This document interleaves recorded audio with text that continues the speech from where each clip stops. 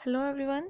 मैं अनीता ठाकुर और आज हम लोग पढ़ेंगे India and the great depression, जिसमें हम लोग को आज ये पता चलेगा कि ग्रेट डिप्रेशन इंडिया में कब आया और क्या क्या इम्पैक्ट हम लोगों को देखने को मिले वहाँ पर। ठीक है, तो यहाँ पर बताया गया है कि ये जो ग्रेट डिप्रेशन है वो इंडिया में जब देखने को मिला, उसका इम्पैक्ट पड़ा, तो इससे हम लोग को ये पता चला कि ग्लोबल इकोनॉमी जो है वो ग्लोबल इकोनॉमी में हर एक नेशन जो है वो पार्टिसिपेट करता है।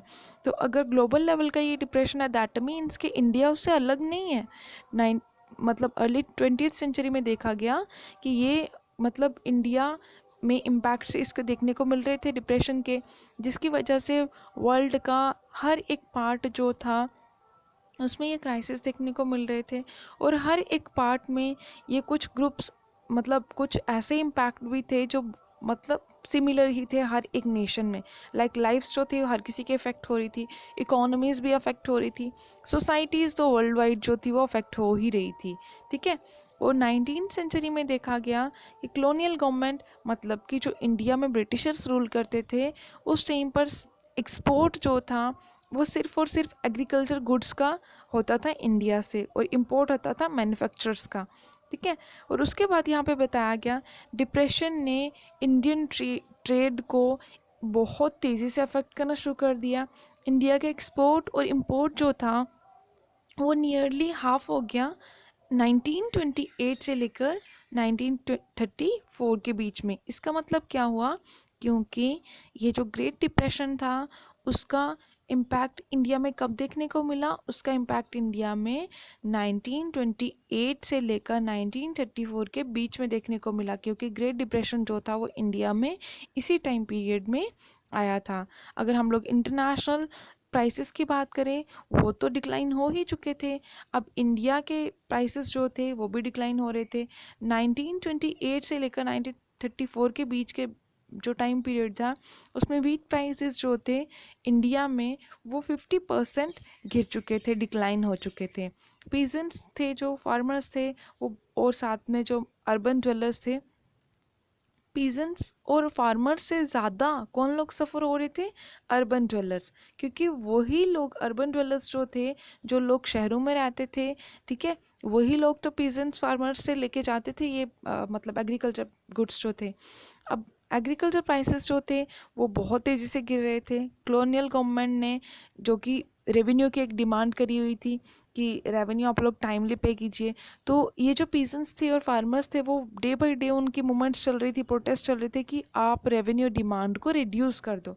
लेकिन अब कॉलोनियल गवर्नमेंट ने क्या करा, उन्होंने रिफ्यूज़ कर दिया, उन्होंने मना कर दिया कि हम लोग कोई रेवेन्यू डिमांड को रिड्यूस नहीं करेंगे। अब पीजेंट्स जो कि प्रोड्यूस करते थे और प्रोड्यूस करने के बाद वर्ल्ड मार्केट लगाते थे, एक वर्ल्ड लेवल का मार्केट लगता था उनका क्रॉप्स की वजह से, या जो भी वो प्रोडक्शन करते थे वो तो बुरी तरह से हिट हुआ था, क्योंकि उस टाइम पे कोई किसी भी तरह का ट्रेड जो था, ना इम्पोर्ट ना एक्सपोर्ट, किसी भी तरह का नहीं हो रहा था। तो उसके बाद ये देखा गया कि ये जो जूट प्रोड्यूसर्स की बात करी गई है, कि जूट के जो प्रोड्यूसर्स थे उन्होंने यहाँ पर क्या बोला, वो क्या करते थे, वो रॉ जूट को बहुत ज़्यादा प्रोड्यूस करते थे ताकि उनको फैक्ट्रीज़ में भेजा जाए, और उसके बाद उनके गनी बैग्स बनाए जाएं, जिनमें ऐसे बैग जिनमें गन्स को कैरी किया जाता है बैटल फील्ड में। लेकिन अब ये गनी बैग्स का जो एक्सपोर्ट था वो भी कोलैप्स हो गया। ठीक है, और रॉ जूट के जो प्राइसेस थे वो 60% से भी कम हो गए। ठीक है, और पीजेंट्स जो थे वो तो ऑलरेडी क्या पैसे उधार पे लेके ही कल्टीवेशन करते थे। उनको ये आशा होती थी, उनकी ये डिज़ायर थी, उनको ये होप थी कि उनका एक बेटर टाइम आएगा, एक बहुत अच्छा टाइम आएगा जिससे उनका आउटपुट जो है वो इंक्रीज़ होगा।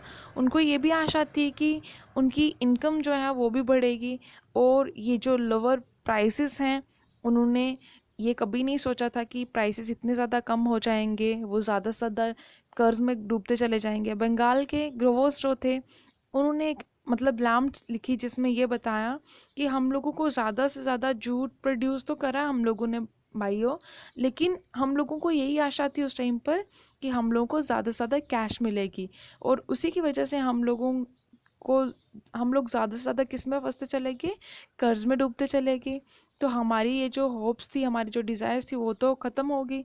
लेकिन अब हम लोगों को क्या करना है, हम लोगों ने अपनी क्रॉप्स को इकट्ठा कर लिया है, हम लोगों ने इतना पैसा वेस्ट करके अपनी क्रॉप्स को मतलब उसको यूटिलाइज करके लाया घर तक। अब ट्रेडर्स जो कि घर में बैठे हुए हैं, वो सिर्फ हम लोग को क्या करेंगे, ₹5 देंगे, ठीक है। तो हम लोग को क्या प्रॉफिट अर्न होगा इससे? तो हमारा लाइफ स्टॉक जो है वो भी नहीं निकल पाएगा। दैट मीन्स हम लोग अपने कंफर्ट्स को भी नहीं अर्न कर पाएंगे। तो ये जो डिप्रेशन था, ये सिर्फ इंडिया में ही नहीं देखने को मिला। ये जो पीजेंट्स की इतनी वर्स्ट कंडीशन थी, सिर्फ इंडिया में ही नहीं थी। ये कर्ज जो था वो पीजेंट्स के ऊपर बढ़ता चला जा रहा था। इंडिया के अलावा और भी सारे नेशंस थे। अब ये जो पीजेंट्स थे, उन्होंने कहा हम लोग को क्या करना होगा, हम लोग को अपनी सेविंग्स को बढ़ाने के लिए जो भी हमारे पास ऐसी बंधक ज़मीन पड़ी हुई है, उसके ऊपर भी हम लोगों को क्या करना होगा, कुछ ना कुछ ग्रो करना होगा, जिससे कि शायद आने वाले टाइम में हम लोगों को कुछ ना कुछ प्रॉफिट अर्न हो सके। उन्होंने क्या करना शुरू कर दिया, उनके पास जो कुछ भी था, प्रीशियस मेटल्स थी, जो भी उनके पास एक्सपेंसिव थिंग्स थी, उन सभी को उन्होंने बेचना शुरू कर दिया, ठीक है, इन डिप्रेशन के ईयर्स में, ताकि वो इंडिया को फिर से ट्रेड के लेवल में ला सके, ताकि वो ट्रेड कर सके, एक्सपोर्ट कर सके। अब इंडिया उस टाइम पर 1928 से लेकर 1934 के टाइम पीरियड में एक बहुत इम्पोर्टेंट एक्सपोर्टर बन गया प्रीशियस मेटल्स का, स्पेशली गोल्ड का। अब जॉन मेनार्ड केनीज जो थे, उनका ये मानना था कि इंडियन गोल्ड का एक्सपोर्ट जो है वो क्या करेगा, ग्लोबल इकोनॉमी की बहुत तेज़ी से रिकवरी करेगा। और ये देखा गया कि कहीं ना कहीं इससे किसको हेल्प मिली थी, इंडिया के ये जो गोल्ड की एक्सपोर्ट थी उससे ब्रिटेन को बहुत तेज़ी से रिकवरी करने में हेल्प मिली थी। लेकिन इंडियन पीजेंट्स जो थे उनको इतने ज़्यादा प्रॉफिट अर्न नहीं हुए थे। रूरल इंडिया जो था वो आज के टाइम पर भी वहाँ पर वैसी ही वर्स्ट कंडीशन थी, उनको प्रॉपर राइट्स नहीं प्रोवाइड हो रहे थे। पीजेंट्स जो थे वो बेचारे बहुत ज़्यादा उनको मतलब क्राइसिस का सामना करना पड़ रहा था।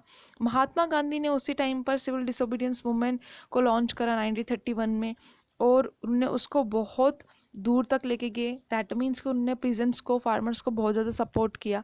ग्रेट डिप्रेशन ने बहुत कम, जो हम लोग बोल सकते हैं कि अर्बन इंडिया के लिए बहुत कम काम किया, लेकिन उनका ये मोटिव था कि हम लोगों को पहले रूरल इंडिया को ज़्यादा स्टेगनेंट करना, आफ्टर दैट हम लोग देखेंगे अर्बन्स के बारे में।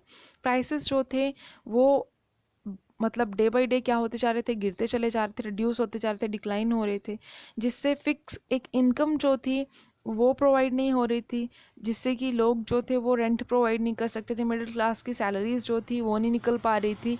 लोगों को एक प्रॉपर मतलब कंफर्ट्स, या फिर हम लोग बोल सकते हैं लोगों को अपनी लाइफ जीने में भी बहुत ज़्यादा प्रॉब्लम आ रही थी। हर एक चीज़ जो थी जिसकी पहले कोई भी कॉस्ट नहीं होती थी, आज के टाइम पर उनको भी पैसे दे के ख़रीदना पड़ता।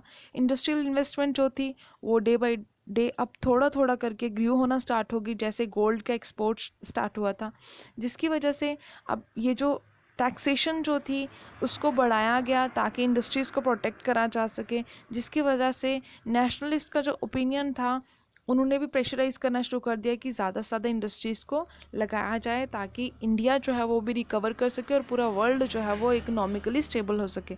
आई होप आप लोगों को समझ में आया होगा। Thanks for listening and may God bless you all.